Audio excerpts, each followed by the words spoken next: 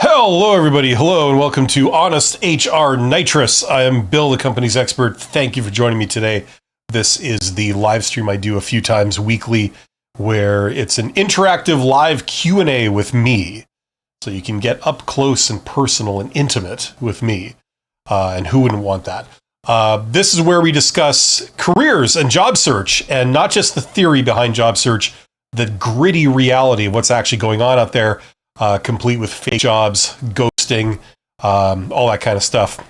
So if you are a subscriber to my channel and you've been so for any amount of time, you should be able to see a chat box somewhere in the vicinity of my face, depending on what device you're watching this on.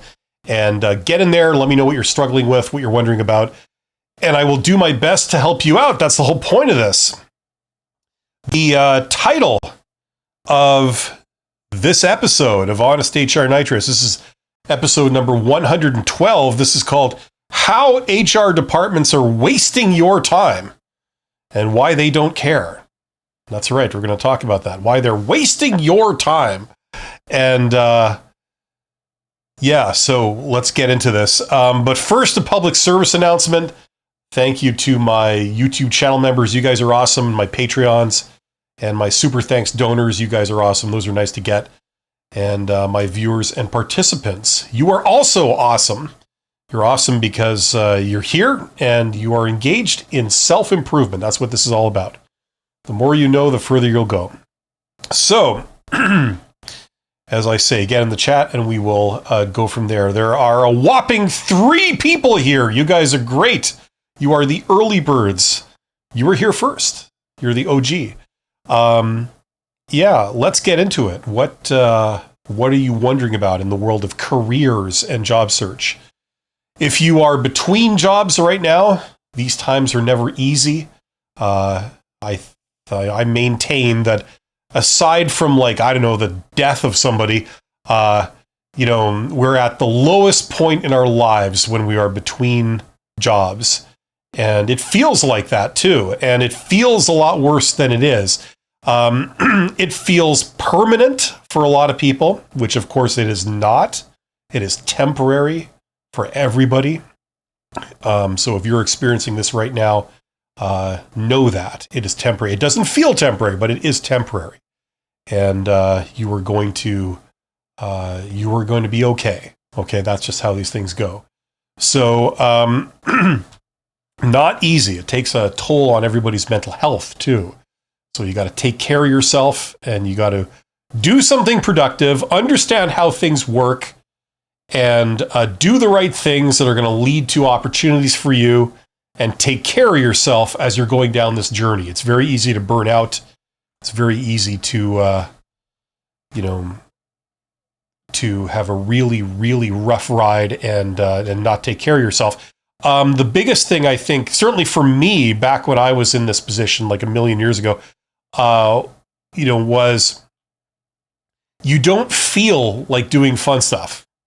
So even when you can, even on a weekend or late in the evening or, whatever, you just don't feel like it.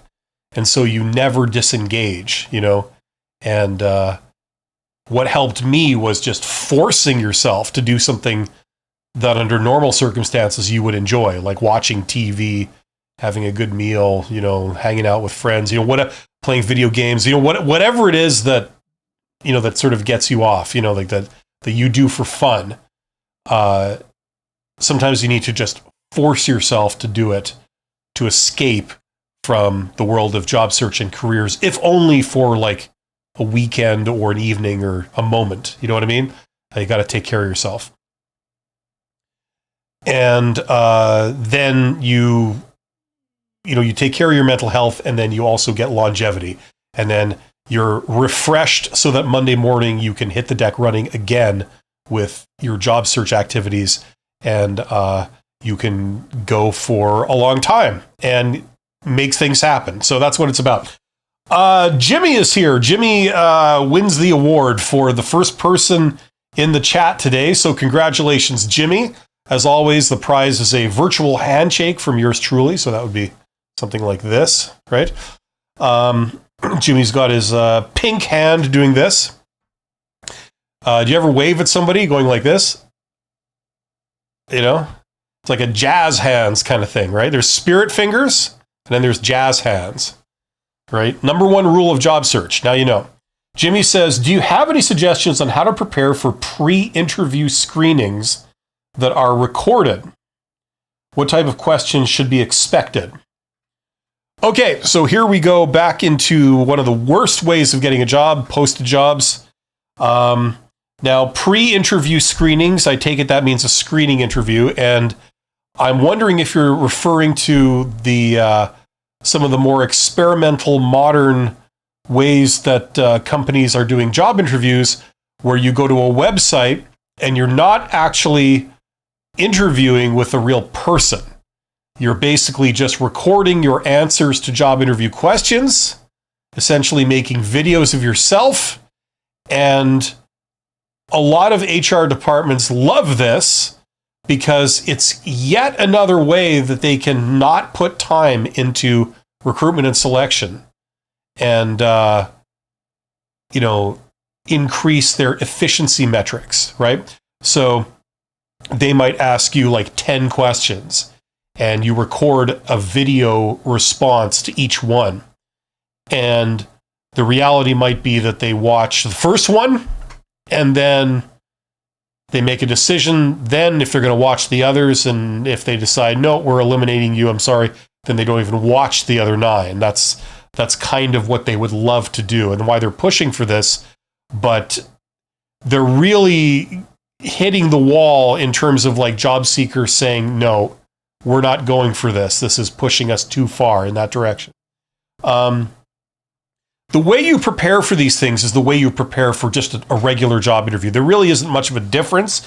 It's just that you're giving your performance to a camera rather than to a person on the other end. That's like, that's the only difference. So it really is the same process. It's like preparing for a panel interview as opposed to a one-on-one job interview. It's really the same process. There's not a lot of difference there. Okay. Now, in terms of what questions should be expected, you go into any job interview and you will get the standard job interview questions. There's about 10 of these. Okay. You know what? And just so I like to encourage the use of things like ChatGPT so you can see that a lot of my answers are not coming from me. Okay. But here's a good question to start off. Okay. So in terms of job interviews, there's some standard job interview questions. Right? I believe there's about 10 of them. What are the standard job interview questions? Right? And they'll all be stuff that you've heard of before. Okay, these are the things you're going to prepare for. Okay, so tell me about yourself. Why do you want to work here? Okay, this is basically the strengths question, right? You get the strength question again. It's the same thing. The weakness question. Okay, the past question, why did you leave your last job, right? The future question, where do you see yourself in 5 years? Okay. Now, we're going to skip this one for the moment. How do you handle stress? Okay. This is a rephrasing of the strengths question. Like, why should we hire you? Why do you want to work here? What are your strengths? You give the exact same answer to all of these because it's essentially the same question. And then finally, do you have any questions for us? Okay, so those are the standard job interview questions. Then they're going to ask you behavioral questions. Now, behavioral questions, that's where you answer with a personal story that's unique to you. So it usually takes the form of, tell me about a time when, you did this. Tell me about a time you had a conflict with a coworker. How did you handle it? Tell me about a time you had a conflict with your boss. What did you do? Tell me about a time you failed when given a job assignment, but you used creativity to get it back on track and then you ultimately succeeded. Tell me about that time. There's an infinite number of these types of questions that they could ask. Okay, and they're coming up with new ones all the time. If you don't believe me, go to Google and say behavioral interview questions and then enter like a job title, whatever you do. And they'll just goes on and on and on, right? So you can't prepare for each one of these. The way you do it is you prepare 10 success stories, certainly 5, preferably 10, and you practice saying them in a very compact way. Usually people use formats like the STAR format to STAR, situation, task, action, result, to say these stories very compactly and quickly. And then the idea is that you come forearmed with these 10 stories, and then there's quite a variety of stories there. So no matter what behavioral interview question they ask you, you're going to be pulling out one of these 10 stories as an answer to it, whichever one fits the best, and saying that. That's in a nutshell how you answer those. Okay, so that's what you can expect from a standard job interview, including a filmed screening interview on a website, and generally how you prepare for those. I've got tons of videos on my channel about how to answer all these questions, so we can get into certain ones if you want. Jimmy says, that's correct. I'm just recording my answer. There are only about 8 questions. Each should be about a minute. Yeah, so if they ask you behavioral questions, like tell me about a time, you did this or that, that's why answering in things like the STAR format is very helpful, because you can't ramble on. You can't take 7 minutes to tell a story. You have to really make it compact, right? So that's what'll help. And there you go. I wish you every luck, Jimmy. And if you have any other questions, feel free to ask. Get in the chat. We have 8 people here. And I'm here to help you with any questions that you might have. So the other thing is that a lot of people often talk about the poor treatment they receive from recruiters as they go through the process. It's a very dehumanizing kind of experience, right? And things like ghosting, right? Ghosting is one common complaint that, in case you don't know, ghosting is where you're dealing with a recruiter, you're communicating back and forth, and all of a sudden, they just drop off the face of the planet. They don't respond to your messages. They don't respond to your phone calls. They don't respond to you, period. And it's very much a situation where they are intentionally not responding to you. They're ignoring you. Just so everybody knows, if you are relatively new to this, it is unprofessional. It is rude. You're absolutely correct for thinking those things. But at the same time, unfortunately, it's also the language of recruiters. That's what a no looks like. That's what a no sounds like from a recruiter. They often will not deliver bad news directly. So instead, they communicate the bad news by doing things like this, by ghosting, right?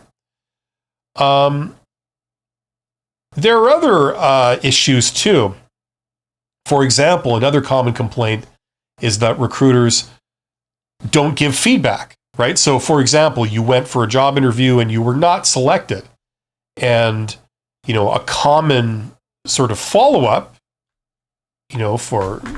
for younger people and people newer to this is, you want feedback. Say, like, okay, I take it, I didn't work out and we're not moving forward. But if I could ask, like, what was the problem? Like, what was the issue, right? And, people are dismayed to find that the recruiter will not give them feedback. They won't engage on that question. There's a variety of reasons why.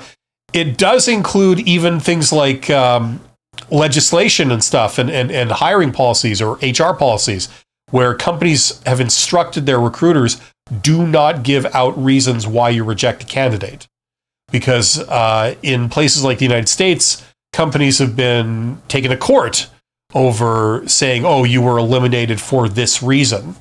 Now, whether or not they won in court is immaterial. The fact that they were just, sued essentially over stuff like that is enough for the companies to tell the recruiters, you're not allowed to give out reasons why someone was not selected. You're just, if anything, you're allowed to inform them they were not selected. You're not allowed to go into detail. So, you get everything up and including that, right, is the reason why you're not getting feedback. So an obvious question is, how do I get feedback? If I want to improve my job interview technique, I want to know if the answers that I'm saying to questions in job interviews, if those are any good. How do I get feedback on that? Well, the reality is what most people kind of have to do is usually hire some kind of career coach, right? Now, I'm not a career coach, so I'm not talking about myself. I don't provide those services. Other people do, right? But the idea is that you would get someone, on your side, someone in your court that's helping you succeed. And that's what career coaches are. So the idea is that, a lot of recruiters, or some recruiters, they also work as career coaches. So the idea is that if you want to improve your interviewing technique, you work with a career coach. And what they do is they do pretend job interviews, and they work. So they'll do a pretend job interview with you. They ask you questions, you give answers, and then afterwards they'll say, "Okay, here's my feedback. Here's how I think you did. This is what I thought you did well. This is what I thought you need some work on." And then they work with you and say, like, here's maybe a better answer for this reason, right? And then they can practice with you, right? If you want to do it that way. So that's where you get feedback if you want it. Now, the poor man's version of this is you don't necessarily have to go to a career coach. You can get friends and family members to help you do mock interviews, practice interviews at home, right? As preparation for doing a job interview. And that's what I recommend, to be honest with you. So get in the chat. Let me know. This is primarily a Q&A. We don't have that many people here. We haven't had that many questions. So hopefully more people show up, or I'm going to just wind this down. You guys let me know. What are you wondering about? What are you struggling with? I will do my best to help you out.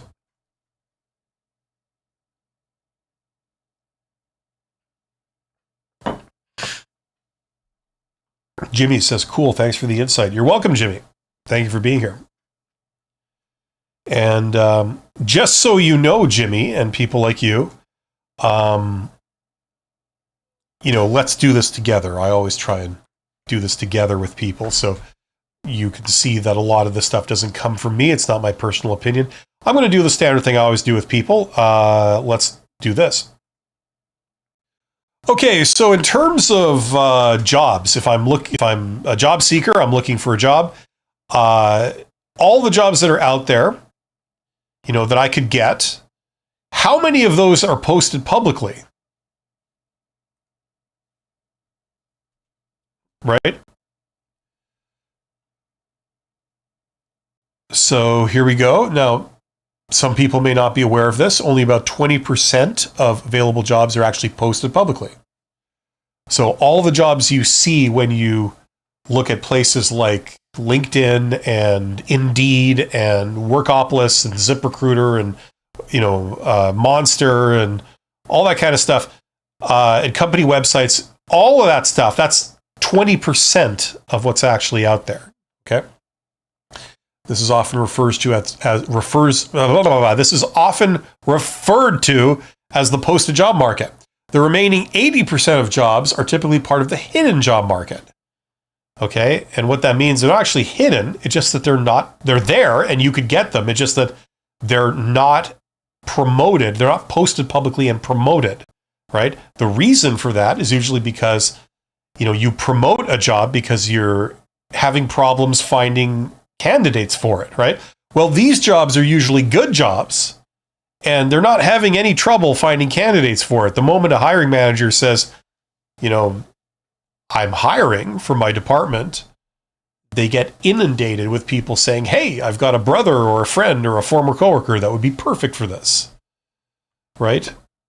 So they're not really having any problems finding good candidates as contenders for those. So that's why they don't promote them, right? It's not necessary.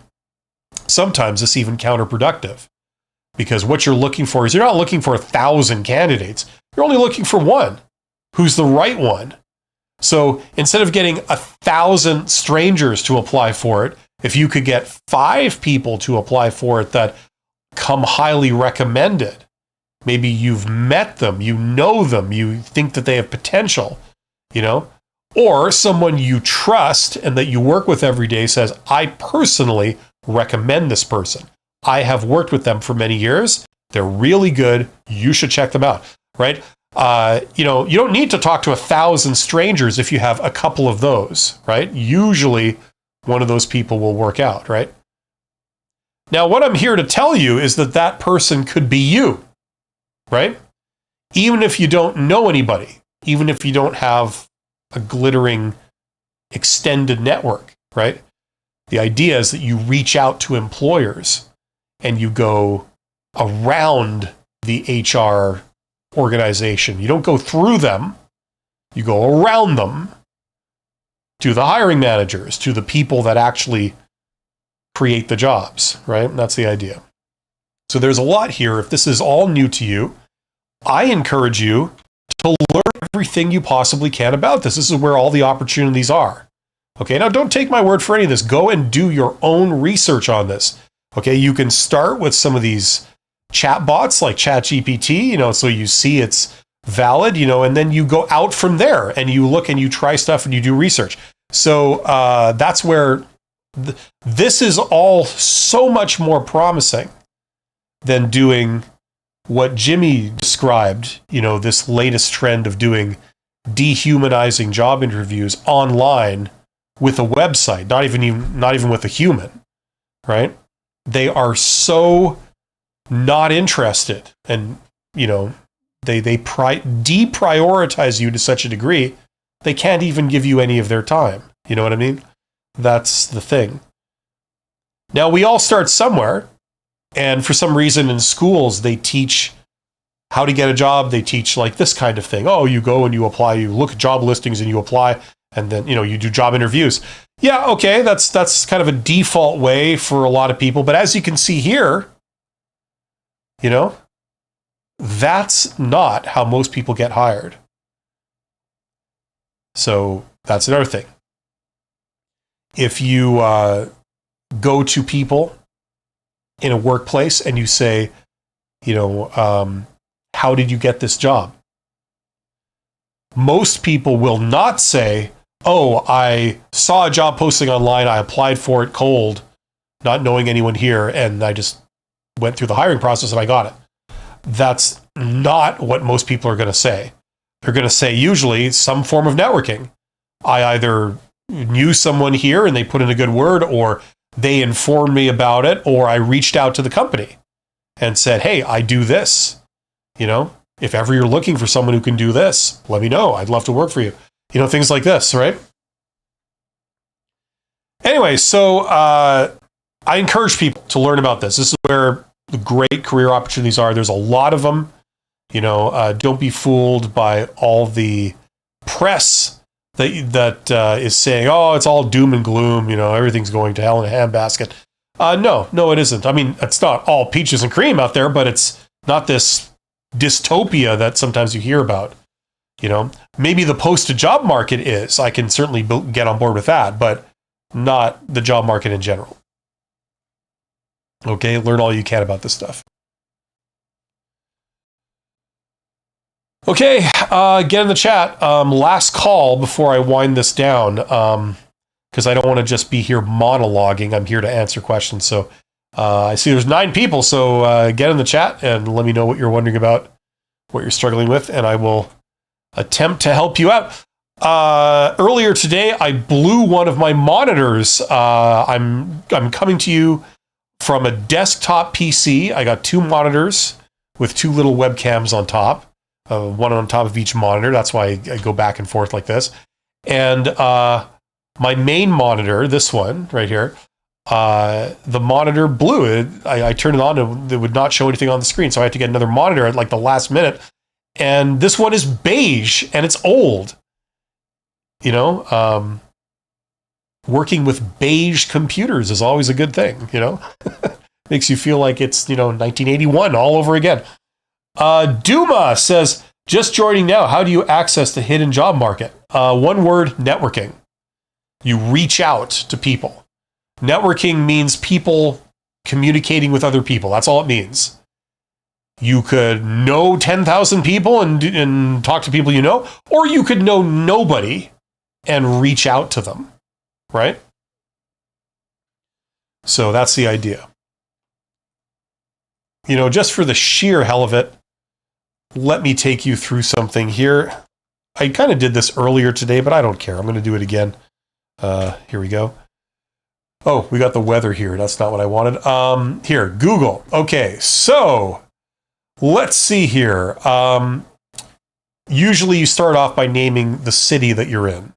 Okay? So what city are we in? What's a cool city? I don't know. What's a very cool city where very reasonable people live? What would that be called? How about Flint, Michigan? Flint, Michigan. That right? That's how you say it? Okay, here we go. I'm going to make this a little bit bigger. Okay, so Flint, Michigan. I've heard so many great things about Flint, Michigan. It's always in like TV documentaries about some catastrophe happening there. And they've been talking about Flint, Michigan for about 20 years. It's always a new and exciting catastrophe, but a catastrophe nonetheless. So we're looking at a map of Flint, Michigan. Let's pretend this is your hometown, okay? You could do this yourself, enter in your hometown. Now, while you're here, enter in your industry or your profession, okay? Let's pretend it's sheep shearing. I'm just curious to see if anything pops up. Oh, look what we got here. We got some bites. D&S Farms. So if you are in Flint, Michigan, and you have a background in sheep shearing and you're trying to find a job, that's a place to check out. Now, okay, so you put in a profession. So somebody said, okay, Duma is here and Duma says Boston. So you know what? Let's redo this with Boston because I want to make this relevant. Okay, I'm going to zoom out a little bit. Okay, so I'm going to be looking at a big map of Boston. There's Boston. Boston on the sea. Which lake is this again? This is one of the Great Lakes. It doesn't say. You have to zoom out. Connecticut. Oh, this is the ocean. Okay, of course. Yeah, it's Boston, right? Yeah, that's right. Okay, so, right, Boston. So let's pretend that I'm from Boston and I talk with a really strange accent. Okay. Somebody name me your industry or your profession or your vocation. What do you do? Because I'd like to use a real world example from somebody here rather than just making up a bunch of crap off the top of my head. Okay, so you tell me that. And what you're going to be doing here is you're going to be looking at a map of Boston. We're going to be entering in an industry. And what you're going to get is you're going to get all the organizations, like companies and things that are in that industry that deal with that thing. They're going to pop up on the map. Okay. So there are 14 people here. So name me your profession or your industry. Okay. This hopefully I can get something soon. This isn't meant to be a brain tease. Graphic design or security. Okay, graphic design. Graphic design. Right? Okay, so in this high-level view, we've got several things that pop up. Now, let me show you here. If I mouse over here, I see it says Graphic Connections Screen Printing Shop. Okay, if I click on it, I get details. So here's this organization, Graphic Connections. Here's their website. Here's their phone number. Here's their address, et cetera, okay? Now, so that's a target. Now, before we dive into any one thing, what I want to stress to you is I'm looking at Boston. We're kind of zoomed in. Actually, I'll just zoom out a little bit. There we go. And let's say I live in North Boston, right? Or with all the cool people, right? All the cool people live in North Boston. Don't let anybody ever tell you different. Okay, so let's say I'm zooming into where I live. Let's say I live right here, the corner of Route 95 and Wakefield or Reading or whatever this is. Right here, that's where I live. I have my box on the side of the street. Now, I'm looking for employers around here. So what I do is I click this button. It says search this area, okay? Right? Now, you saw, bam, a bunch of other things add up. So we were looking for graphic design related stuff. So you've got Boston Graphics nearby. Okay, here's their information. Okay, coming back to where we were, you've got here, American Graphics Institute, right next door. Like how far is this away? What's the legend? 1 kilometer. Now, for Americans, that's something like 248.6 miles, something like that. I'm not sure what the conversion is. Here we go. Here's another one close by. Graphic Solution and Chim Care. So for all your Chim Care needs, if you're in the Wakefield region of Boston, you go there, okay? That's how this works. So as you can see, if I have a background in graphic design, I'm looking for a job, I'm looking for a company that would hire someone with my graphic design skills, education, and experience, okay? I've got several people, and this is 1 kilometer, that's less than a mile between these two roads. So this is quite a few things. Now, what you would do with this, okay, we're zoomed in. This is really zoomed in. I'm going to click this again, search this area. Yeah, you got even more. What's this? Blender, design agency, Markfield Design, graphic designer. You guys get the point. DMK Graphics, graphic designer. Okay, there's another one next to it. Website designer, Boston Web Group. Okay, so this is just one little piece of Boston, right? I'm zooming out. That was just like this part right here. Okay, if I say search this area and I'm looking at all of Boston, you get different ones, and that's how you do it. You zoom in. If I lived in downtown, I zoom in on downtown. I say search this area. Bam, you got a lot of stuff here. Lindsay Hill Design, quality graphics. Okay, so this can help identify potential employers that would hire you, right? That's what we're doing. Now, the real power of this is the second step, where what you would do, I'm not going to do this live for you, but what you would do is you'd go into LinkedIn. And now that you've got a bunch of targets here, like say Atomic Design, you would do a people search. You would limit the people search to the Boston metropolitan region. So you limit it geographically to your hometown.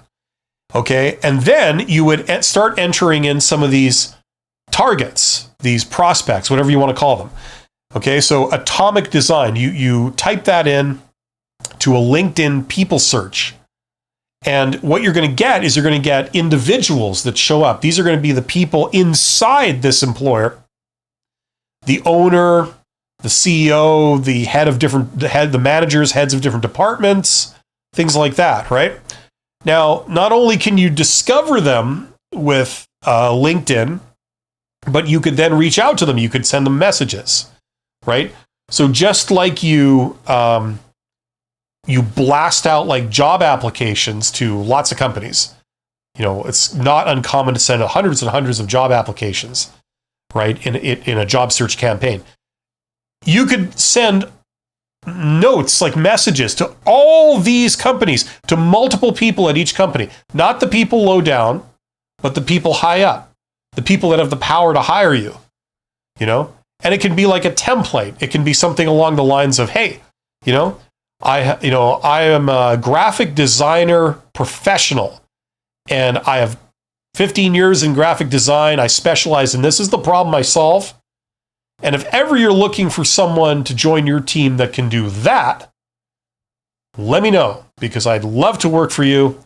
I live nearby, and I know you guys do great work. Thanks. Have a great day. Something like that, right? And the idea is that at any moment, are all these companies hiring? No. But some of them will be.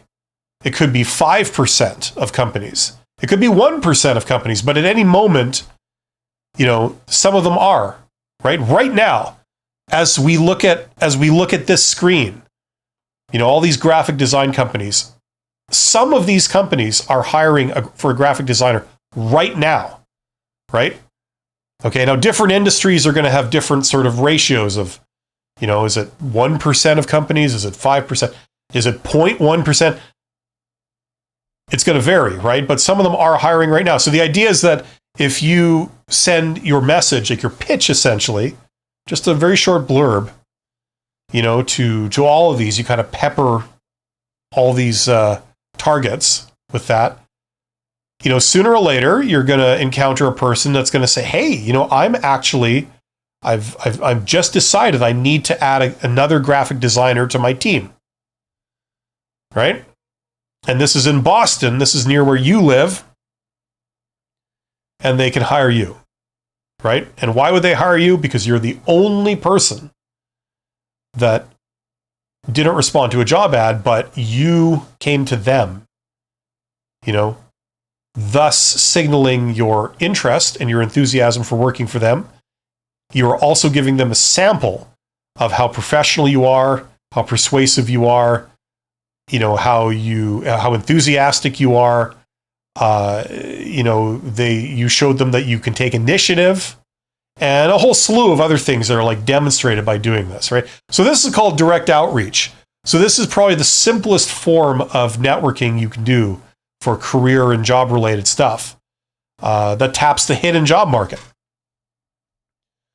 Right? So hopefully that's interesting. Duma says, wouldn't I be bothering them if I were to seek these people out instead of doing the standard Indeed or hiring event? Answer, no, you are not bothering them. If somebody says, hey, I do this, if ever you're looking for that, please let me know. I'd love to work with you. That's all. Thanks and have a great day. Is that bothering somebody? No, it isn't.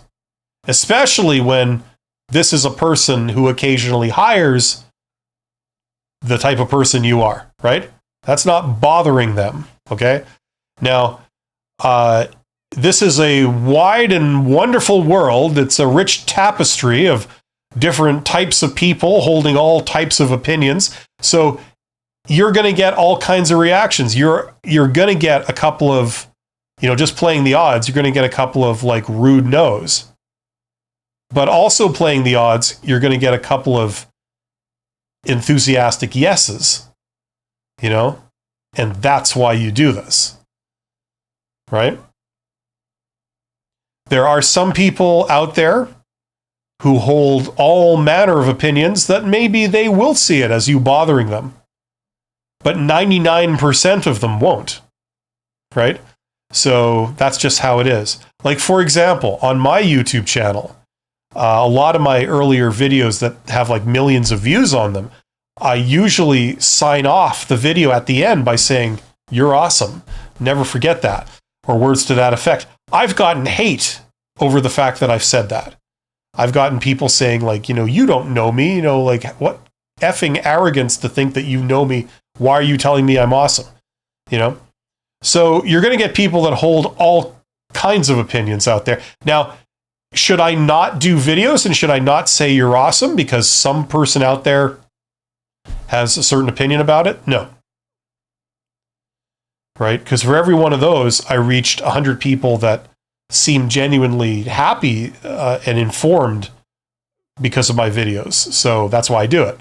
Right? So, and that's what your attitude is too. Just like when you send out job applications, it goes to companies that are very, very rude. They say, what makes you think you're qualified to apply for this? It's like, hello, why are you wasting my time sending me an application? How stupid are you? Now you can argue that that's a very unprofessional opinion to hold, but then again, you occasionally get that attitude. Does that mean you shouldn't apply for jobs because there's a risk that somebody could react that way? No, of course not. Right? So, no. Now, the thing is, if you know what you're doing, you know how to phrase a professional, polite note, the odds of somebody taking offense to it go way down, right? There. It doesn't mean that you can say no matter what and just not expect anyone to get upset. Like if you sent a really rude, arrogant, note to somebody that, was kind of inappropriate or whatever, yes, there could be more of a chance that people would regard you as bothering them, but you just learn how to do it right. Okay, so hopefully that makes sense. There are 17 people here.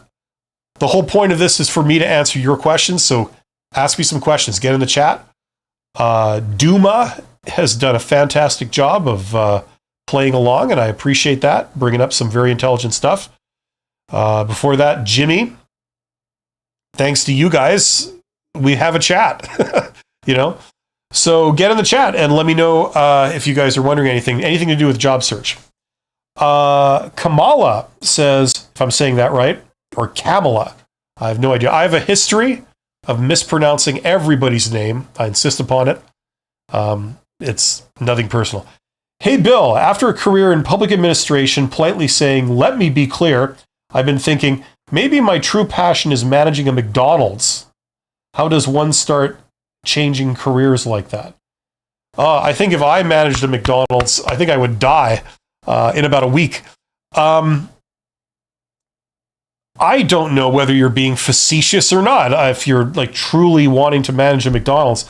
Now, McDonald's is kind of an interesting thing. Normally what you would do if there's any career that you're thinking of doing, okay? If you're thinking of doing that, usually the way to learn about it is to go and talk to people who are doing it, right? So for example, you would probably want to sit down with someone who is managing a McDonald's. Okay, you said managing, right? Yeah, not owning a McDonald's, like a franchisee. But you sit down with the manager of McDonald's, right, and get to ask him a bunch of questions. Alternatively, you could sit down with the owner of a McDonald's, right? Ask them a bunch of questions, like what do you look for in a manager? What's the best, asset? What's the best experience? How does one break into this? What are your thoughts about the future? What skills are going to be needed? What's the where's this industry going? What are the challenges ahead? All that kind of stuff, right? Like, I'm just learning that kind of stuff. If you sit down with several people that are managing McDonald's or owning McDonald's, you're going to learn, how things work pretty quickly, right? So sitting down with those people, if you don't know, that's called an informational interview. And it's an incredibly powerful thing. I have used those to get all kinds of positions and to build a consulting business. Basically, you message someone and you say, I'd very much like to get your expert opinion on, this industry or, this role or, whatever. Would you be able to spare me 30 minutes of your time? Would that be okay? And I'd be able to ask you some questions. You name the date, time, place, and I'll be there. Would that be okay? Right? That's the gist of it, right? Now, just like this process we were talking about earlier with direct outreach, some people will not be into that, but other people will, right? That's why you do it. So that's the idea. So you can go through a process very similar to this, except that, you're typing in McDonald's, right? Okay, so here's some of the McDonald's locations, right? So, this one, right? Now, you then find who's the person managing that McDonald's or owning that McDonald's, right? And then you just start, messaging these people, right? That's the idea. But that's how you change careers, like in a larger sense. Forget about the McDonald's thing. That's how people change careers, through networking, right? It's very hard to change careers going through a recruiter, because what's the first question out of the recruiter's mouth? How many years of experience do you have doing this? Now, if you're changing careers, by definition, you have 0 years experience. So you'd have to say zero. I have 0 years experience doing this. And then the recruiter is going to say, well, what makes you think you're qualified to do this? So that's usually a showstopper. So often people don't change careers by going through recruiters. Instead, they go through networking. They talk to hiring managers. They talk to the boss, the one that's actually generating the job. And then once they see that you're enthusiastic and that you know your stuff, you're professional, you're persuasive, you're easy to deal with, you've got great communication skills, you get it. You get it in terms of like, professionalism and stuff. If they can, they'll say, I'm going to give you a chance. You get, and that's how people usually change careers. George says, thank you for the free advice. Over the years, you have helped me get raises and better positions. That's great to hear. And thank you for telling me, George. I'm glad it's working out and you're prospering, and it's very gracious of you to come back and tell me this. It brightens my day. It also encourages me to do more of this stuff. Thanks, GTG, as I got to go to work, but thanks for the tips, man. You're welcome, Duma. I wish you all the best. And I will be live on Wednesday and Friday. So if you have more questions, come back and you can ask me then if you're free.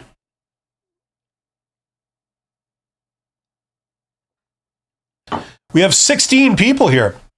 Sorry, 17 people here that might be listening to me on audio feed or anything like that. Or watching me on their big screen TV, on their 10,000-inch TV. Unfortunately, with TVs, I don't think you have the chat box interface available to you. So you can chat, you can type away, right?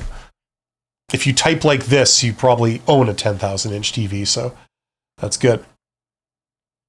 But get in the chat. I'm here purely to answer your questions, so that means I need questions to react to and to have something to talk about. So do that. While we have a pause waiting for the next questions, check out my courses. Go and get this course. If you are between jobs and you don't know what to do, or you're wanting to learn about the hidden job market and how you can tap it, if you're an introvert or a detail-oriented technical type person like me, and you want to know how you can tap the hidden job market and get opportunities, get jobs, check out that course. That's where I put all that stuff. All my advice in one place for you. So link in the description box if you're interested in that. Also, I also have this course here.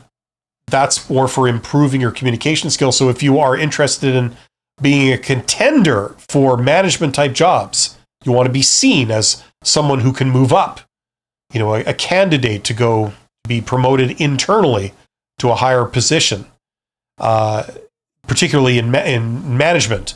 Check out that course because that'll tack on one of the essential skills you need, which is above average communication skills. Right? So everything I learned from being a supervisor and going all the way to a CEO, I put into that course when it comes to communication skills. So check that out if you're interested in learning that. Get in the chat. There are 22 people here. You guys are all awesome. Hopefully you are taking care of your mental health if you are between jobs. Not an easy time, very stressful time. If you're feeling that, you're not alone. You're normal if you're feeling that. That's the first thing that you need to know. You're normal. That's a normal thing. It's not easy. Times like this are never easy when we're between jobs. There's a lot of uncertainty. The good news is that there's a lot of stuff out there if you know where to look. Learn about the hidden job market. Learn about, some of these networking methods that introverts can do very effectively if you're an introvert. There's a lot of stuff there.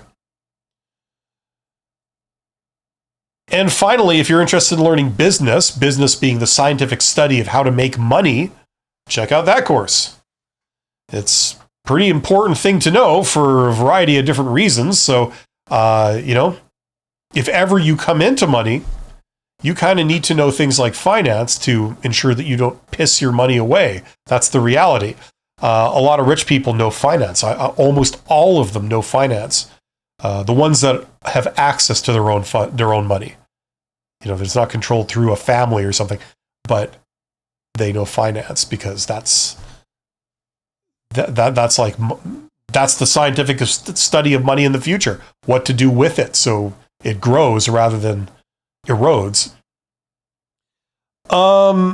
Zeros says, "Hi Bill, what's the best way to answer when an interviewer asks if I'm currently applying for jobs or what I'm doing at home since I'm unemployed? I am a recent graduate. Excellent question, Zeros. And I'm glad that someone's in the chat here. Okay, a couple things. First of all, there's two kind of schools of thought on this question, okay? And some people, when they answer this question, they will say, you should say that you're applying for other things. You should say that you've got a lot of irons in the fire and there's a lot of leads that, could very well work out for you. And the theory behind that, according to them, is that this creates urgency. It says, look, I'm in demand. I've got other things going on. People are talking to me about other jobs. I've been getting some offers. That shows that I'm in demand. I'm a valuable employee here, right? And it serves to create a sense of urgency for these people to hurry up and offer you the job, right? Because, you're not going to be around forever. You're not going to be up for grabs forever, right? That's the theory. I call BS on that. I don't think it works like that. I've never seen it work like that. Cases where people have said it works like that, I find to be rather flimsy and questionable. I advocate for the opposite. Okay? What you do with some third party is none of these people's business. Okay? Now, you can voluntarily disclose things if you wish, but they are not entitled to know that information about you. Just like they're not entitled to know what some other company paid you as compensation. That's between you and them. That's none of these people's business. Okay? So they may ask, but you are under no obligation to tell them, right? Now, the key is you don't want to refuse them with tremendous cutting rudeness that would create a lot of awkwardness in the interview and have them get a bad vibe from you and have them not like talking to you, and then they reject you ultimately because they didn't get a good feeling from you. We don't want that. So the key is to be able to say no and not disclose stuff without creating a ton of awkwardness. So if they say, who else are you interviewing for? Are you entertaining other opportunities?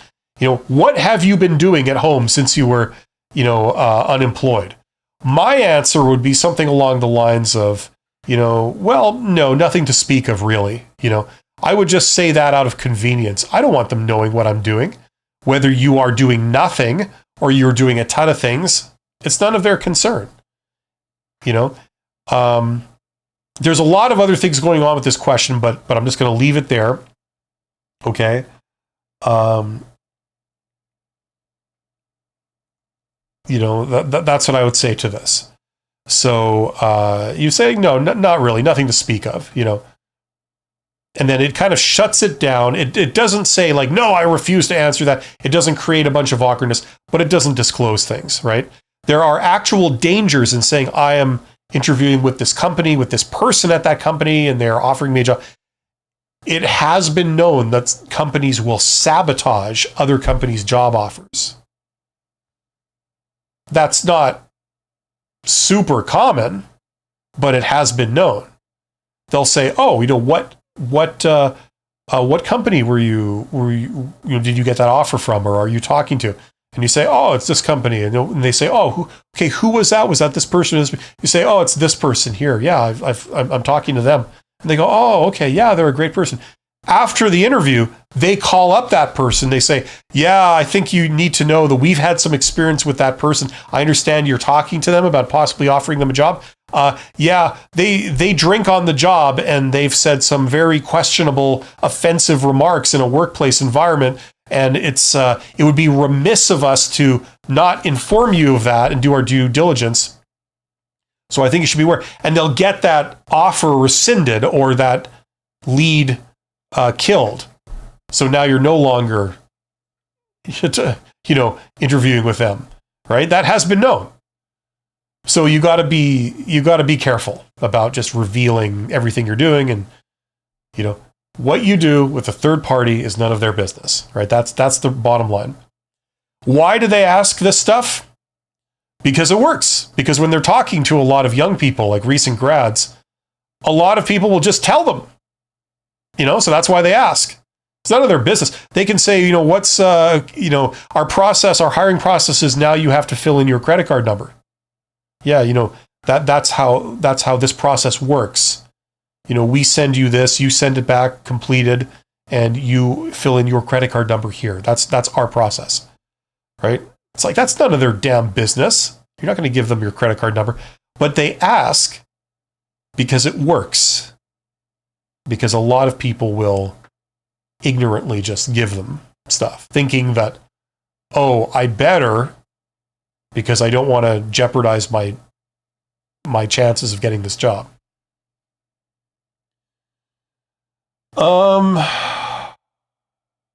So anyway, hopefully that helps. Kamala is asking about DEI initiatives. I don't talk about that stuff because it's so politically charged. It's impossible to really talk about it separate from all the politics, and I don't discuss politics. No good comes of it. So get in the chat. There are 19 people here. Thank you for being here. Hopefully you're doing okay, and if you are between jobs, your job search is going okay. If you are wondering about something or struggling with anything, let me know, and I will do my best to help you out. That's the purpose of these. And get in there quickly, because you don't want to hear me plug my courses again. I will do that just to fill dead air, but I would much rather be answering your questions. So, but yeah, I can't talk about political stuff. I don't go there. It's just not necessary. You see, the thing is, people have their minds made up already.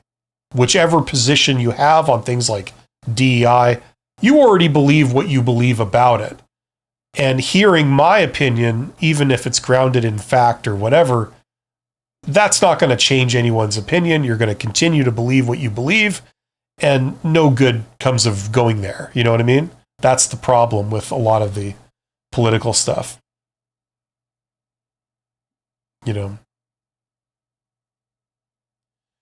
A lot of it is also based on people's opinion that something is, like you're talking about, valuable qualified candidates. Well, qualified, valuable, I mean, that's all in the eye of the beholder, You go to you apply for jobs. You go to one company, they refuse you. They say, no, you're not qualified at all. What possessed you to think you could get this job here with us? According to our opinion, you're not qualified at all. It's insulting that you would think that you were. But then you apply for another similar job at a different place, and they say, we pick you. Here's your letter of employment, right? You highly qualified, desirable, valuable candidate, we pick you, right? Now you haven't changed. These people have, right? What makes a good employee or a qualified employee is entirely in the eye of the beholder, and that's a good thing. It's a wide and interesting world we've got here. That's why, people can go and do different approaches and things. It's a great thing, So, yeah. You're welcome, Zeros.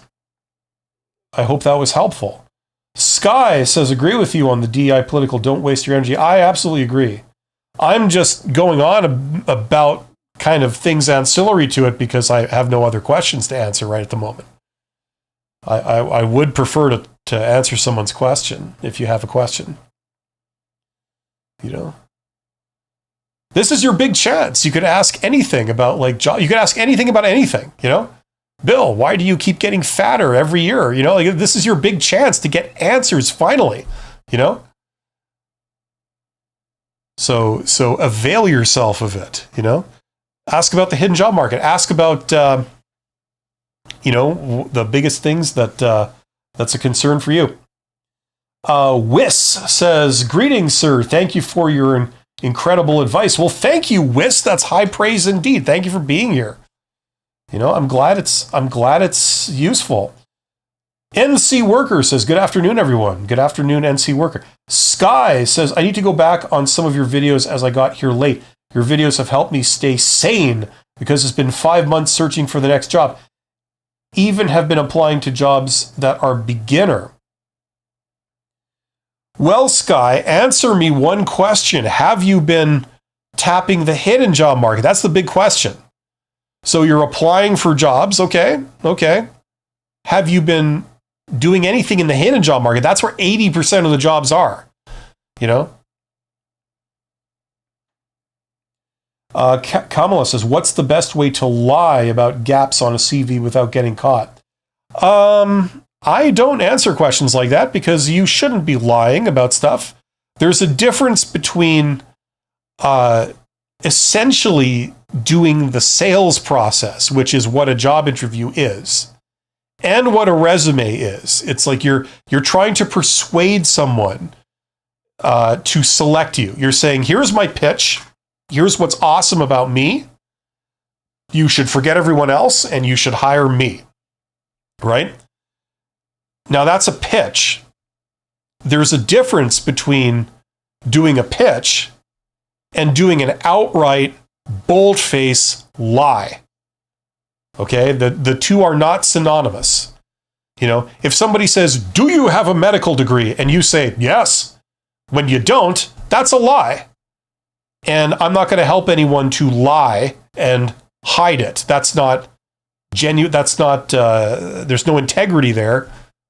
And it's, you know, unethical and a whole bunch of other things. So it may even be illegal depending on what you're trying to do, right? You shouldn't have to do that to get a job. If you feel that you need to do that, then something's wrong with your job search methodology. Okay, you're either looking in the wrong place or you're going about it the wrong way, but something's wrong. You shouldn't have to lie, okay? Nor is it a good thing. Okay, now you can not mention your weaknesses and you can amplify your strengths, but that's not the same thing as lying. Saying yes when the answer is no, you know, or no when the answer is yes. That's a different thing.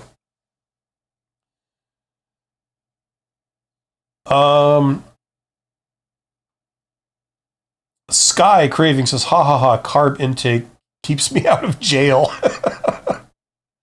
Well, once you get in jail, if you keep with the carb intake thing, you get to such a size that nobody wants to mess with you. You know, that's the other thing. Now, excuse me, this is good health brought upon by carb intake. Now, the idea is that if you can take that to its conclusion, then you're badass. So, you know, I know what I'm talking about here. This is all firsthand knowledge I'm sharing. So take it from me. Get that face tattoo that says Chuck Wagon, you know, right across your forehead. You know, and then I guarantee nobody's going to mess with you. More mass means more authority. You just remember that. Low-key samurai. Oh, that's awesome. Low-key samurai. Like the wise-ass crooner, that kind of thing. Low-key samurai says, can you be a good communicator without being a good speaker? Yeah, well, communication is more than just speaking. You can do sign language, right? You can do facial expressions. Like, for example, you know, when I say, get the face tattoo I did, and I say, right? Or I say, I'm not being a speaker. I'm not speaking. I'm communicating with body language, right? You know, I could say me and Kamala go way back like this. We're like this, right? Gestures. That's another way of communicating, right? Sarcasm. You know, things like this. There's a lot of different ways of communicating, and you can type communication over email, which is what people in most large organizations do. They spend their whole day sitting in offices sending emails to each other instead of doing actual work, right? That basically sums up corporate life for a lot of people. You know what I mean? You don't have to be a speaker at all. You can just sit in your office or at your workstation and type out emails to people, and you never have to actually talk to anyone. Works for the educational system and a lot of corporations. So yes, you can. But obviously, you would want to try and develop your skills as a speaker, at least to the point where you're an okay speaker. You know, you're not bad, you're not amazing, but you're okay. You're passable, you're decent, right? But the thing is, these things take time. Usually it helps to learn the theory of like how to do it, and then you practice, right? Like most things in life. And it can take years to really develop that stuff or to feel comfortable with it. But it's never too late to start. And if you have aspirations to be a good speaker, you know, to be able to get up and talk to people, that's a very good thing. And that can open a lot of doors for you career-wise. You know, you don't have to be amazing. You just have to be decent. You know what I'm saying? And there are a lot of resources out you if you are looking to be a good speaker. One of the things that's well known is something called Toastmasters. Okay.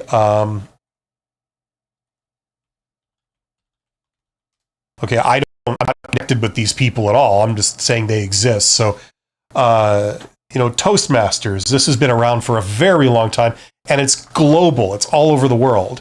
The idea is that you join one of these clubs. It costs the equivalent of about $2 or something to attend each of their meetings.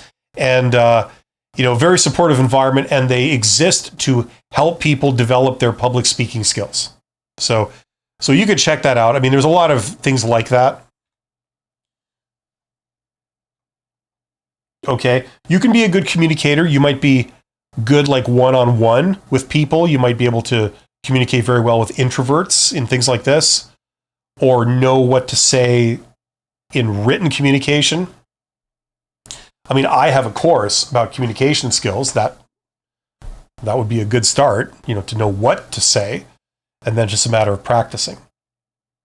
If you are interested in my course, if you are, there's a link in the description if you want to go in that direction. Sky says, sorry, ad came on. Think you were asking me about hidden job market? No, this week I will start that instead of apply with hundreds of others. Yeah, like listen, job search campaigns, usually they don't consist of just one thing, right? I did a video on my channel about like 6 weeks ago, something like that, called How I Would Get a Job. And it's like a 45-minute video, but I take you through 11 different ways of getting a job. Okay? Do you have to do all 11? Of course not. But, you know, doing just one is not usually the best approach. So if you're applying for posted jobs, that's fine. You can continue to do that. Just kind of keep your finger on the pulse of what's going on there. But then also tack on some stuff in the hidden job market, like if you want to tack on direct outreach, or you want to tack on informational interviews or something like that. Okay, so like you can do them in parallel, and you can do other things too, right? So check out that video if you're interested, where I walk you through 11 different methods of getting a job, and see if any of those kind of strike a chord with you, and consider maybe doing one or two of those. So if you're in a job search campaign, you do like 3 different things. You're applying for jobs, you're doing direct outreach, and you're also pursuing informational interviews, something like that. You know, that's a good, well-rounded job search campaign. You know, other people do different things. They apply in person, you know, or other things like this, right? So there's a lot of stuff there. Kamala, what's the best way to lie? Okay, we did that. Confidacine says, I want your opinion. Does a degree entitle someone to a job? Absolutely not. Nothing entitles a person to a job, in my opinion. You're asking about my personal opinion.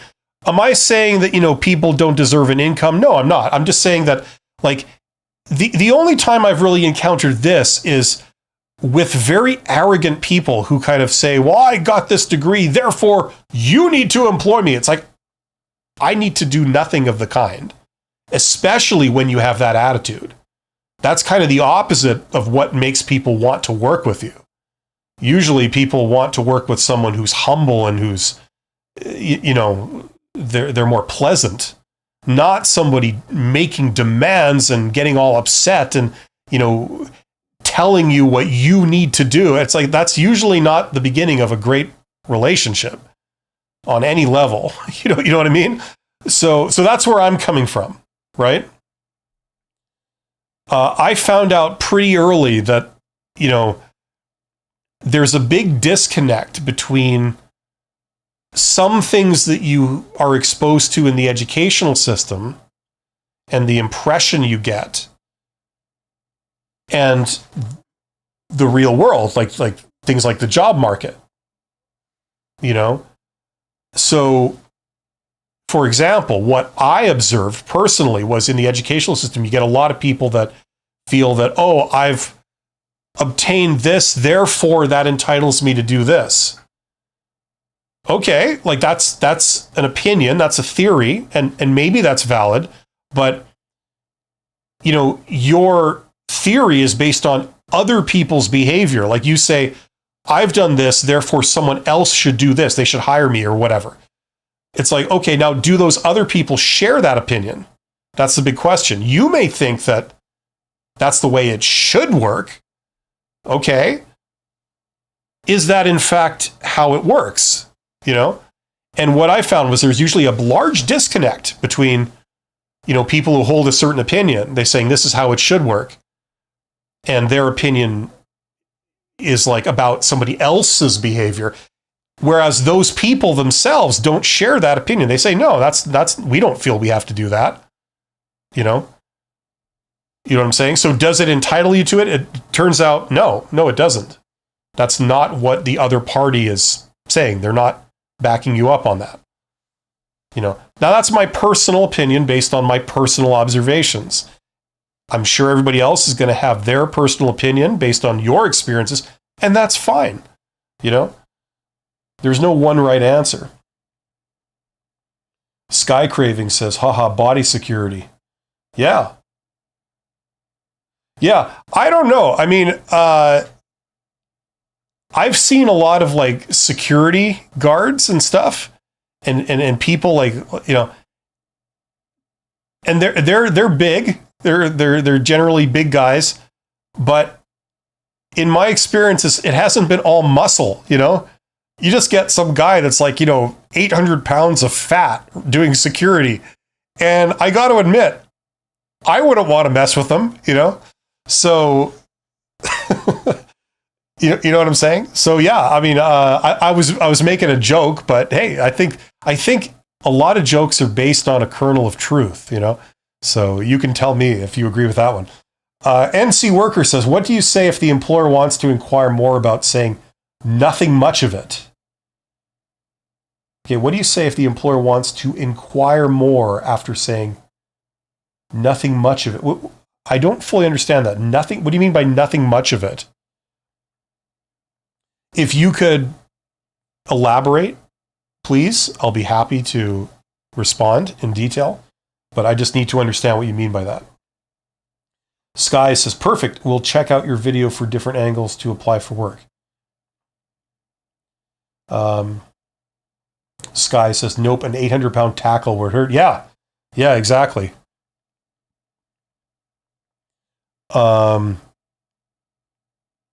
Yeah, I can't remember. It was a couple of years ago. I went to a hospital, and like there's nothing wrong with me, but there was someone I was with, and they were going in. I can't remember for what. Was it a test? Were they having a baby? I can't remember. But it was like it was like the middle of the night, and it's downtown, and you get certain colorful characters appearing, trying to get into the hospital, encountering the security guard, maybe a nurse with a security guard, I think is what I saw. And, they were having a debate of sorts, shall we say, with the nurse. And, the nurse sort of concluded that like, okay, well, you're being, really rude and ignorant. So, I'm sorry, you can't come in or whatever.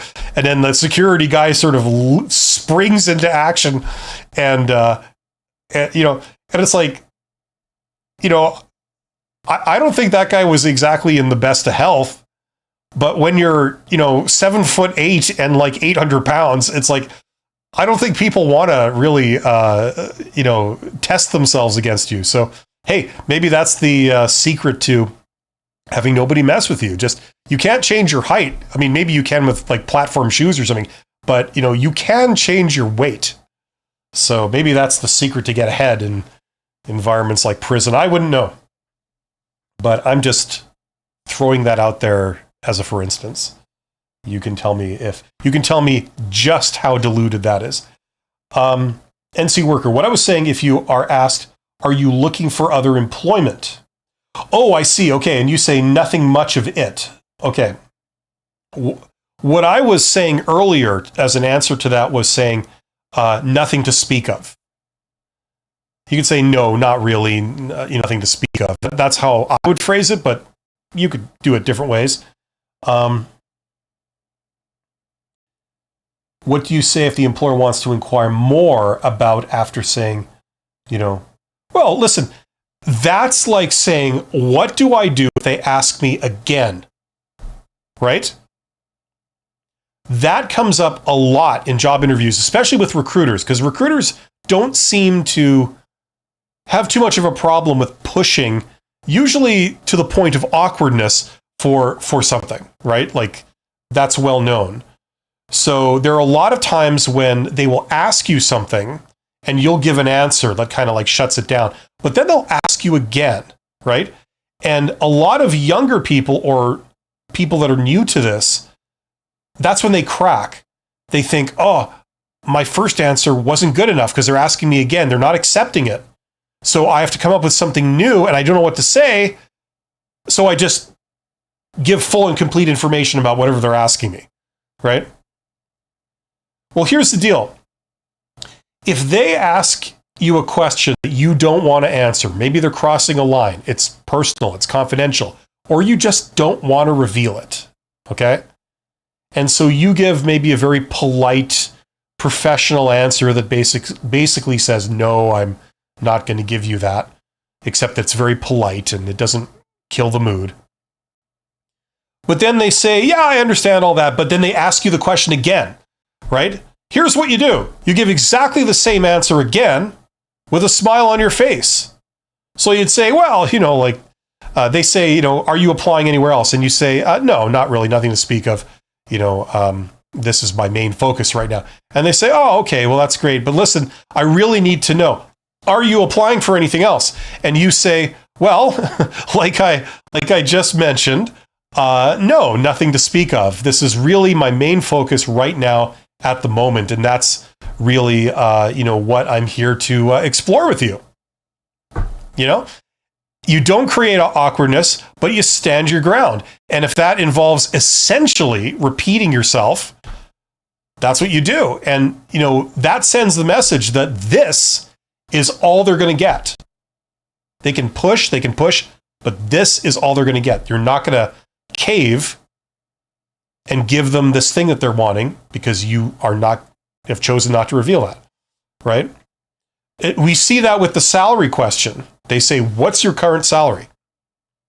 And you say, well, it's personal and confidential. I usually don't reveal that to people. And they say, yeah, I know. But our process is you need to tell us what you made last time. And you say, okay, well, I understand that, and that makes a lot of sense. But, unfortunately, like I just mentioned, I can't give you that because there are privacy issues or confidentiality issues.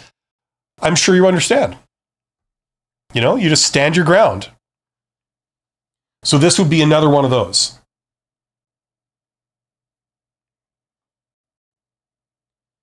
Okay, so does that make sense, NC worker? That's what I'd have to say. It's just a sort of blanket way to handle that kind of thing.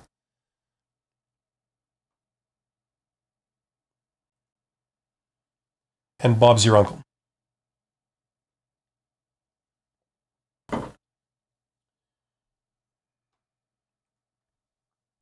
So get in the chat. Let me know if you guys have any questions. We are approaching the 1 hour and 20 minute mark on this live stream. I could still do a little bit more. So if you have any questions, let me know. You know what? And while we're waiting, let's ask ChatGPT, because I'm interested in what ChatGPT says. Sometimes it gets it right, sometimes it doesn't. Let's see what it does on this one. Okay, so if I'm in a job interview and they ask me the question, are you interviewing with anyone else? And let's pretend that I am, but I don't want to reveal this. So I say something like, no, I'm not really interviewing with anyone else, no one to speak of. And they don't accept that answer. Instead, they repeat the question and say, are you interviewing with anyone else? We need to know. What should I say as a response to that the second time it's asked? I'm just curious.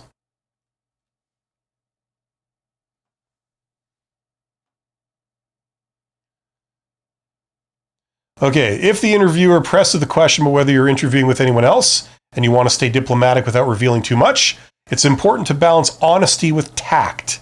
Here's a response you can use. I'm actively exploring several opportunities that align with it. So it's basically saying, you can tell them this.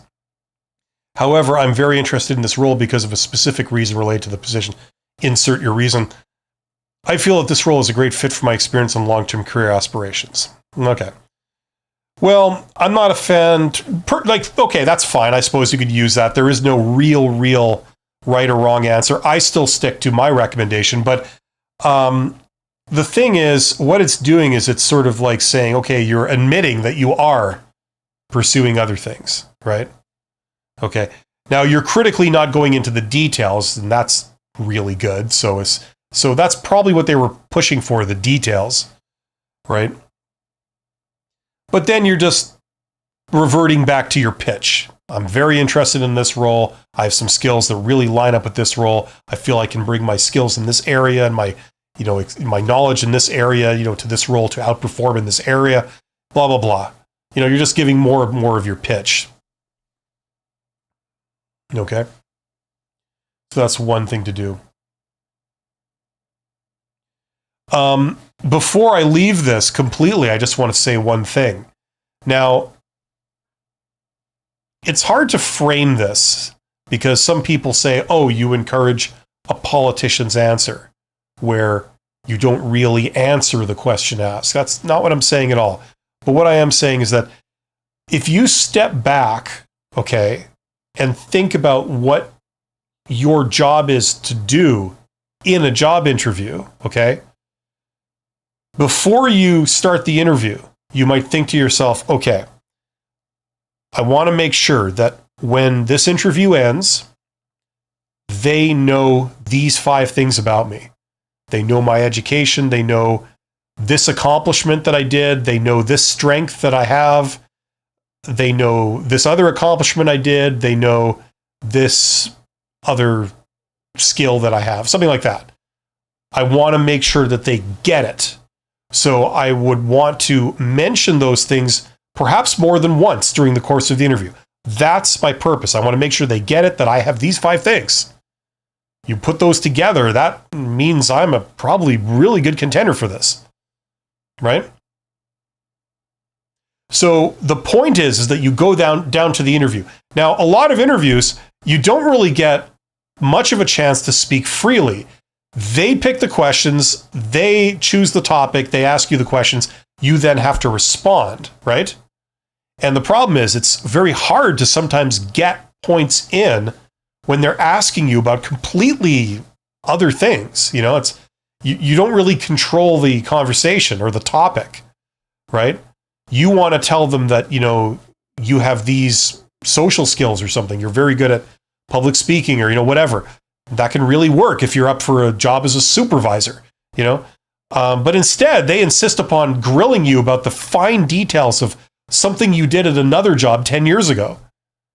They keep asking you about that other job, and you're really wanting to get off that topic so you could tell them how you have all these things that they were looking for that show you're a great fit for this job, but they're not giving you that chance. So what ChatGPT is doing here is it's kind of doing that. It's saying okay, it's asking you about what other, the recruiter, no offense to recruiters are not an it, unless of course those are your pronouns, it/that. Uh, the recruiter is asking you about, are you interviewing anywhere else? Okay. And you're basically not wanting to go there. You're wanting to bring the conversation back to this job. And that's kind of what ChatGPT is doing with this answer. It's saying like, I'm actively exploring blah, blah, blah, blah, blah. However, I'm interested in this role because blah, blah, blah. Here's why I'm awesome. Here's why I'm awesome. I feel this role is great for my experience. I have great experiences. It's all about me. It's all about this job. Right? So it's doing that thing where it's like sort of redirecting the conversation to the things you want them to know about you. Right? This is very important to know when you go and do job interviews, because sometimes you get recruiters that steer the conversation off into these, sort of like either irrelevant territory or negative territory. They're really wanting to discuss how your last job didn't work out and that's why you left. They're wanting to get into it with you, and you're not wanting to go there. It's like, that's irrelevant. And besides, I don't want to talk into how I didn't get along with people at my last job. I want to talk about how I could really get along with people here. So that redirect, that ability to redirect, okay, that is something that's worth learning. And that's what ChatGPT is doing here. And I wanted to point that out. That's actually a really good thing to do in general. So that would be a good takeaway from this answer. Okay, so that's something that you can definitely do. Okay, Paulina says, hi, how to avoid answering questions about current salary? The blanket response that I recommend is when they say, what is your current salary? You say, well, actually, I have a personal policy of not disclosing that because there are privacy issues, there are confidentiality issues. I'm sure you understand, and you got a nice smile on your face. This is a smile, right? When I smile, I don't show my teeth. I don't go like that. I just kind of grin. You're looking pleasant and approachable, and you're diffusing awkwardness, right? So essentially you're saying, no, I'm not going to tell you that. But you're doing it in a polite, professional way where you try and diffuse any kind of awkwardness. It's okay. We're all friends here, right? You're explaining, unfortunately, I can't give you that because of this. It's a real issue. I'm sure you understand. If you were in my situation, you would do the same, right? So that's what I recommend. Now, what if you say that and they ask you the question again? They say, okay, well, that makes sense. And we understand. But unfortunately, I need to know what your current salary is, right? So they ask you the same question again. And like I said earlier, a lot of younger people, a lot of less experienced people at job interviews, this is where they freeze because they think, oh, okay, they didn't accept my answer. I have to do better. And they can't think of anything better in the spur of the moment when people are staring at you. So they just cave. And they say, oh, well, I make minimum wage. You can't see my microphone. It's right here. Right? This big, fat, black thing. I make minimum wage. Right? So what do you do if they ask you again? Well, as a blanket policy that usually works, is you repeat your answer with a big smile on your face. They say, yeah, we understand that, but, I'm sorry, we need to know what is your current salary. And you say, okay, I understand. And, that certainly makes a lot of sense. However, unfortunately, like I just kind of explained, I can't give you that. I'm sorry. There are very real confidentiality issues here and privacy issues. And these are very real issues that need to be taken into account. So, like I mentioned, I unfortunately can't give you that. And then you shut the hell up and you let them move on. You got a nice smile on your face. You're not creating awkwardness. This is not awkward for you at all. That's what you do. You stand your ground. You repeat your answer in essence. And you got a nice, pleasant smile on your face. I could do this all day. That's how you handle those, in my opinion. NC Workers, you're welcome. Northern Nomad says, realistically, of course, you're looking at other opportunities. Who's just going to interview for one job and hold their breath for the offer? LOL. Exactly. It's a stupid question. So what does this tell you? This tells you that they're not actually wondering what the stated thing is that they say they're wondering, right? They're wanting to know something else, right? And that could be where you're interviewing, what positions you're being considered for, who are you dealing with, right? That might be really what they're fishing for, and you are not going to disclose that under any circumstances because it is a risk to you. Like I mentioned earlier, there have been instances where recruiters have sabotaged candidates and gotten their other opportunities rescinded or withdrawn, or just ended, like terminated. Doesn't happen a lot, but it does happen. So you do not reveal like what you're doing with other companies. That's a good general policy to have. What you do with a third party is none of these people's business. That's a great general policy to have and to understand. If you don't recognize that, you don't uphold that, that's when things can get dangerous.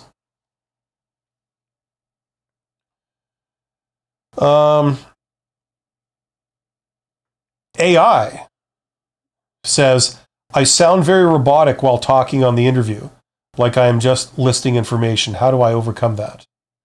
Well, like I always say, the squirting bow tie, the hand buzzer, or the exploding tie. That's always a favorite, a crowd favorite. The exploding tie, just like a regular tie, except it explodes. Great for job interviews, board meetings, weddings, and anything that you need to liven up the place.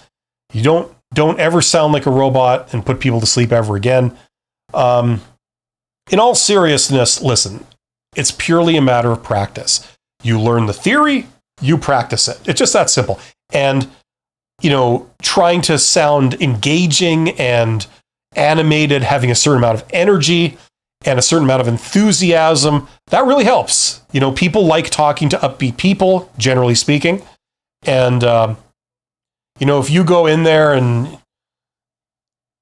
just not to date myself or anything, but I remember a Monty Python skit, they used to do a lot of stuff with language, skit humor with language. And they managed to get a guy that could talk in the most boring, off-putting voice tone known to man. Anyway, I can't do an impression of it because I'm horrible, but, just this robotic kind of like low energy kind of, we're talking on and on and on, yeah, you want to avoid that. You want to make it personable. Okay, practice being a little bit upbeat, having a little bit of a smile or a pleasant look on your face. You're approachable. You're engaged, right? I'm not a big expert on this stuff, but if you smile at people, a lot of times they'll smile back, I know that sounds weird, but it's true, right? As opposed to you go into a job interview and you're like, you're just looking like very uncomfortable, like the whole time, right? That makes other people uncomfortable and they're not going to enjoy the interaction. But if you go in there and you try to loosen up a little and be pleasant, how can you do this? You practice. Practice makes perfect. That's why mock interviews are something that you should be doing. That's where you don't just you practice the answers to the questions by yourself. You do that. That's good. But then you move on to phase 2 and you do pretend interviews with somebody else, maybe a friend or a family member. If you have money, you can hire HR companies to do mock interviews with you. You sit down and do mock interviews with recruiters. Not only is it good practice, but then at the end, they can give you presumably informed feedback. They say, here's what you did well. Here's what you didn't do so well. Here's what I'd recommend you work on and what you should say instead. right? So practice makes perfect. Nobody's just instantly good at things, you know.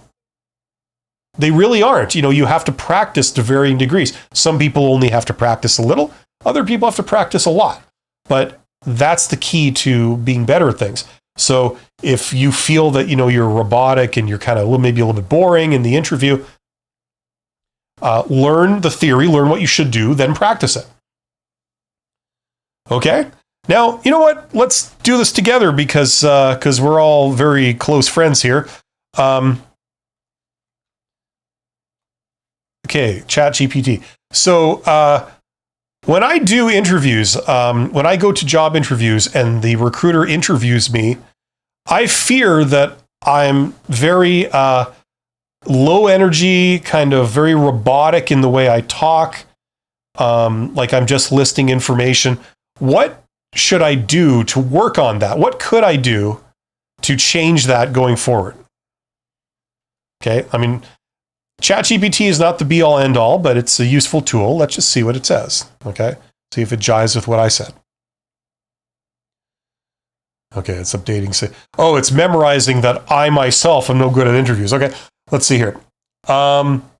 Practice active engagement. Instead of just listing information, try to engage emotionally with what you're saying. That means break down and cry. No, just kidding. Think about how you felt during the key moment of your career and express that. You know, that is a good thing. That is a good suggestion. I wouldn't say that's like beginner level stuff, but that is good. For example, when discussing a challenge you overcame, highlight the emotion you felt during the experience. Well, I don't think that's quite what you're talking about. You're talking about like listing information. Use storytelling, warm up your voice. Before the interview, do a few voice I don't know about that. Pace yourself, okay? Body language, right? Practice with a friend. Yes, absolutely. Mindset shift. Then maybe you can manifest the result. Breathing techniques. Yep. In, out, in, out. There you go. Problem solved.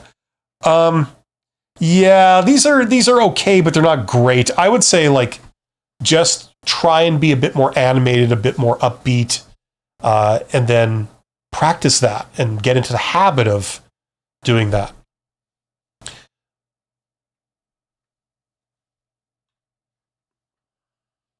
Paulina says, great answer. Thank you. You're welcome, Paulina. Thank you for the kind words. Sky says, or sometimes they put salary range in the job description and they are asking because they want to confirm you saw it, right? No, I don't think so. You think that this person applied for the job, then came down to an interview and they didn't notice the salary range in the job interview. You think that they're checking for that? I don't think so. That's maybe what they would like you to believe, but that's not what's going on, right? Sky says, what is your take on applications to be that now want you to upload your picture? If you skip it, they could eliminate you because you didn't upload, tired of the game. Oh no, they could eliminate you. I guess that means we have to do everything they say, right? We have to accept that we're all slaves and that we should just do every little thing that they say, or else we have no future, right? That's the message I'm taking away. Yeah, see, in a perfect world, okay, in their perfect world, candidates would have absolutely no rights whatsoever. They would have no ability to keep anything confidential. They would have no alternative than to go cap in hand to these people and to dance to their every whim. Right? That's what these people want. Now, it is I am being very cynical about this, but it is based on fact. You see, this is how they accomplish their goals. They get candidates who are talented for very cheap. And it doesn't stop there. They get candidates who don't want to leave. So you can mistreat them, you can really treat them like cattle, and they'll stay. right? They'll stay because they believe that they have no alternative, right? Large organizations have a vested interest in making their workers and other worker candidates feel that you would be lucky to work for them and that there are no other options available to you. They would love you to believe. They spend billions on this every year to try and convince you of this. Right?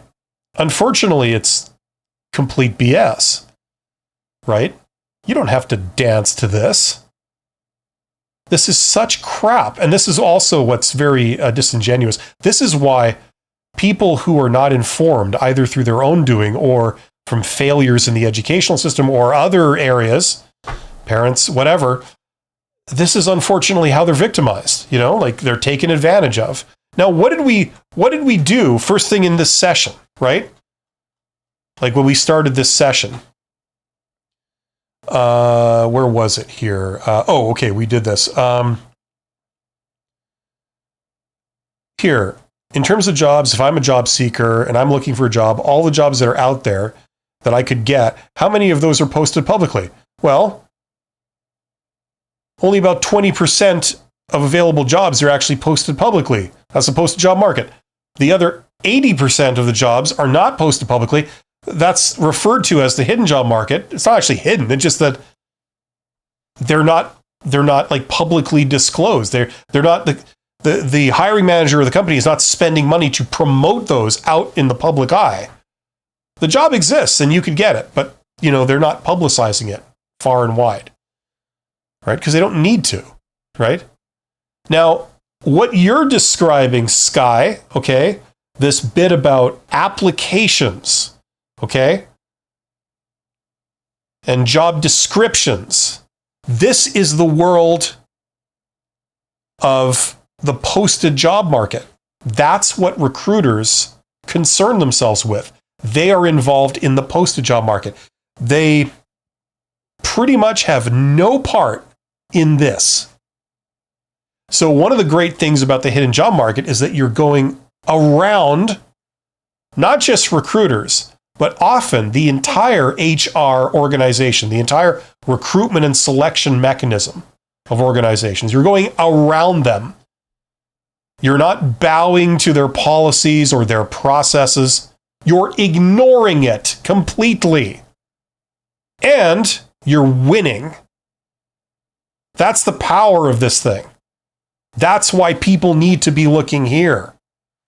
Not just because that's where most of the jobs are, not just because that's where the best jobs are, but as an added bonus, as the cherry on top of the ice cream, you don't have to deal with another officious recruiter making up stupid rules about how hiring supposedly works when it doesn't, making you follow these silly processes like you just described, Sky. You don't have to deal with any of this.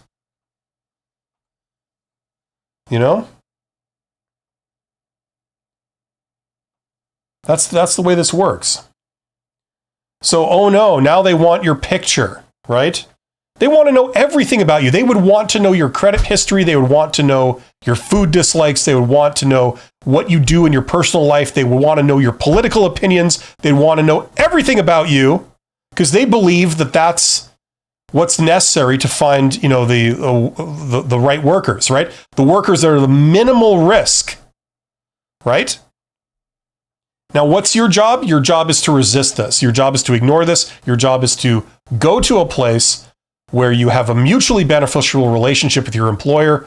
They value you, and in return, you don't have a problem with following their instructions. You know what I'm saying? It's a mutually beneficial relationship. You get paid, compensation that you regard as fair. They get a certain service out of you that helps them do business. It works out beautifully, right? Unfortunately, there's certain elements of hiring that you have completely polar opposite incentives, right? Salary is one of them. You want them to pay as much as they possibly could to get you. And they want you to work for as little as they possibly could get away with. right? You have polar opposite incentives. It's very hard to work together on that. They are your adversary in those types of negotiations, right? Okay. This is another area in which they are your adversary. They want to know every single thing about you, right? And that's not in your best interest because that gives them power over you. They can say, we've rejected you because you hold certain political opinions, or whatever, right? We reject you because, 10 years ago, you left a job because you did not get along with your boss. And according to our twisted reasoning, which is very flimsy, that means there's a slightly elevated risk you could not respect your boss if we were to hire you, so we're going to pass you over. You don't want them to know this stuff and to make all kinds of silly assumptions about you. You want to guard that, right?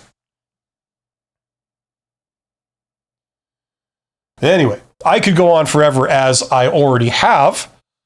But yeah, these are some of the things at play here. I obviously have some strong opinions about it, but it's because, I understand what they're doing. I mean, I get it. They're acting in their own interest. That's fair enough. But the problem is that they're completely acting against your best interests, but yet they're trying to position it and convince you that this is a good thing that you should buy into. It isn't. You should run screaming from this. You should not entertain it, in my opinion. Unless you're absolutely desperate, you have no other choice, you really should do a lot more promising activities than bow to this kind of stuff, okay?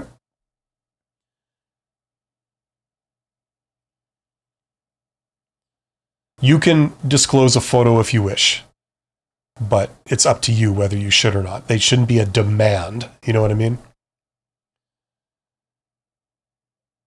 So hopefully that was helpful, Sky. Northern Nomad, everything you say can and will be used against you in HR, court of work, politics, LOL. Exactly. And that's why you should make these people irrelevant. The reality is you don't need to go through them to get a job. In most organizations, you don't need to go through these people or follow this process to get a job. Recruiters fill the role of what they are. No offense to them, but they're grunts, they're clerks. It's an entry-level position. Usually the way it works, especially if you get a job in the hidden job market, you're dealing directly with the hiring manager. The hiring manager is the boss. They don't work for the HR department. They're the boss. They're not even tuned in to a lot of labor laws and employment standards. That's why they involve the HR people sometimes in their hiring, right? But HR people should not be making decisions about who's the best employee. They can certainly advise. They have something to add to the conversation. But the problem I have with a lot of these processes is that recruiters are behaving like they're God himself, basically, and saying, we're going to decide who's a good employee and who isn't. And they don't have the ability to make that determination. They think they do, but they don't. And reality has shown that this to be the case. So what can job seekers do? You can go around this. That's where that's what 80% of people are doing anyway, So if you feel that this is the thing you have to do to get a job, I would respectfully submit that you are not looking in the right place. You're not doing the right activities in your job search campaign that are going to open up doors for you and get you hired or get you whatever you're looking for, contract work, gig work, whatever you're looking to do.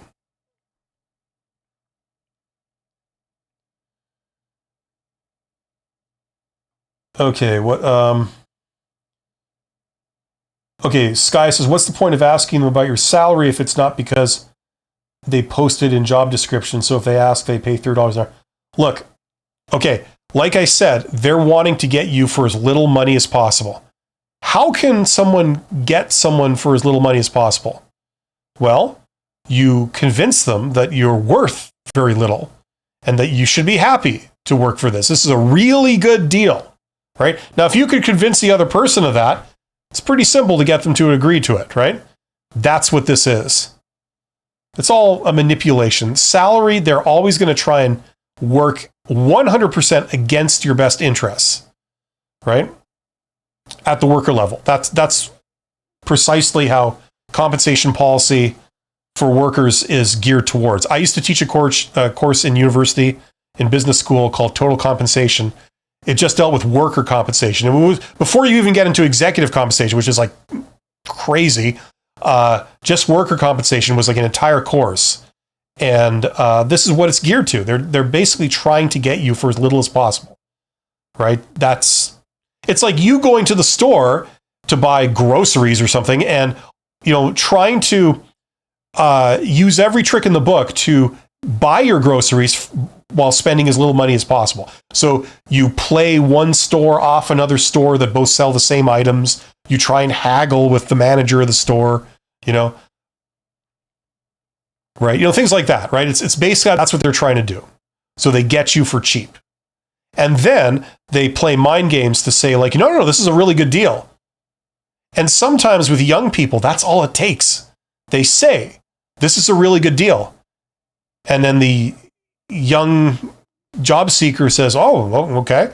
Apparently I'm getting a really good deal, and then they repeat that to themselves and to other people, It's all a tactic.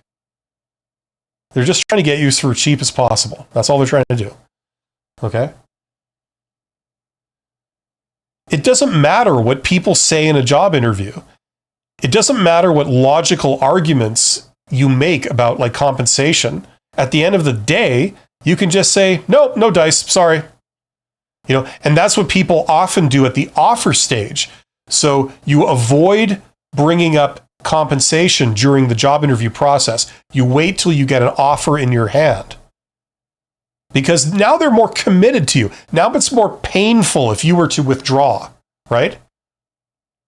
If you tried to play hardball with them while they're talking to you and several other candidates, it's not going to work. You have no negotiating power. They're just going to, like, if you demand more money, they're going to say, nope, sorry. And then they just keep talking to the other candidates and offer it to one of them and not you, right? That's how that works. The only time when you have a little bit of negotiating power is when they make you an offer. So now when you throw it back in their face, you say, nope, sorry, doesn't work for me. I'll get back to you, right? That's when it's painful for them, right? They're like, I did all this work drafting this contract, and we discussed it. We decided on this person.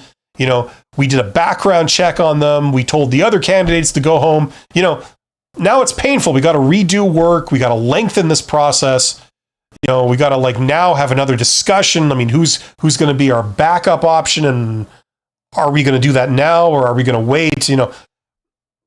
It's like people just want to get this over with, and they want it done. So it's painful, right? So even if you say at an offer stage, nope, sorry, I need a little bit more money. A lot of times they'll say, okay, fine, whatever. Just sign the damn thing. You got your money. Just sign it. Let's get rolling on this. That's often how it goes. Okay. So it doesn't matter what people talk about. They can tell you what they think you should accept, right?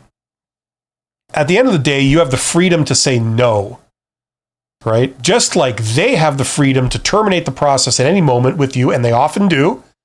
You have the same freedom just to walk away from anything. It's not about logic. It's not about, them convincing you what they think you should do, right? We all have our freedom here to do this. So that's why, to your question, what's the point of them asking about salary if it's not because posted in a job interview?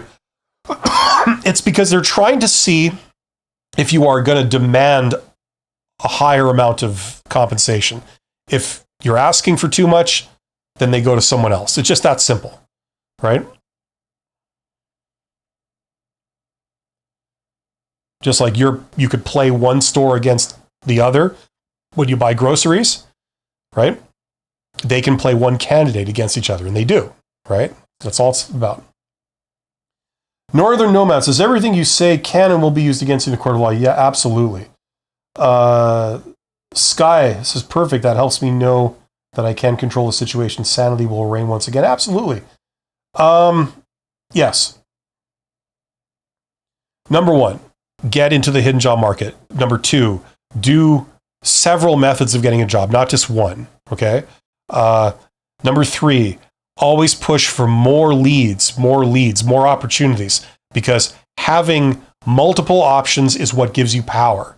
So even if you don't have like an offer at any given time, if you have a bunch of job interviews lined up well into next week and the week after, you've got informational interviews with a lot of hiring managers all lined up. They all want to talk to you, right?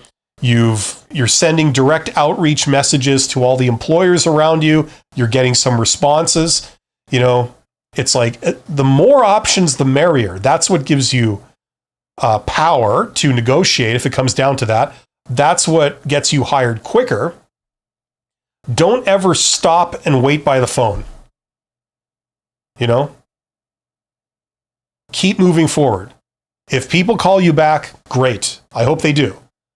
But regardless of whether they do or not, you keep moving forward. Keep pushing for more opportunities, more leads through all these methods. That's what's going to get you somewhere. Feel like the salary question is like the game, Who Sunk My Battleship? Yeah, it's a bit like that. You see, what they've done is they've decided that for a lot of worker jobs, they've decided that workers are fungible. I've talked about this before. Fungible means one person is as good as the next, is as good as the next. As long as they got like a warm body in there, it doesn't really matter who, right? At the end of the day, they take their best guess and we hire this person. Oh, they didn't work out? Oh well. Okay, I move that we hire someone else and get on with our lives. That's how we're going to handle it. Right? So they just, okay, whatever. Let's go to our number 2 choice, hire them. There we go. Oh well. You can't predict everything. You know what I mean? One person is as good as the next, right? So what comes along with that opinion is that, we need to try and get everyone for as cheap as possible, right? That has a certain logic. I'm against these principles just applied blindly, because what we find is that winning companies usually don't dominate by having the work done by people like this under these circumstances.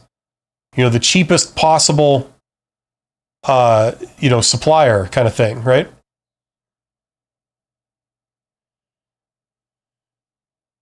Obviously, results vary, but that's a very strong principle. Anyway. Sky says, I'm clear now. Thank you. Keeping my power. Right on, Sky.